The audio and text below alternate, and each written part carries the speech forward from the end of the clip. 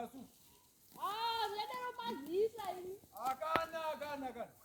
Zakuita adziti kure zveni, dzongogara ipapa. Akuti vakona apo pasende churu icho. Bantam chiriko here chekwenyu chiya. Bantam obvious ariko. Bantam inorohwa naAngola. Iwe. Bantam naAngola. Angola musazviderera. Angola. Kusanisa mombe. Wabva chikoro manje apa kusanisa mombe izvozvo. Wasoro nemombe. Nebasa ni mombe dzongogwisanisiwa. Ida kusanisa yako yamwana Bantam handina unozondosana baba kumbo. Ndachiona dausvibvisanisa pivanoda kudhivha nechipiri dausvibvisa. Uchamona kuti Bantam. Bantam inorohwa naAngola. Hakuna zvokusanisa mombe. Enda homework yechikoro iyoyo. Wafunga zvokusanisa mombe mazuva ese chete. Handamidi kudhivha dausvibvisanisa. Ndingandotora mombe dzangu nakuti ndakumba ndidzoke.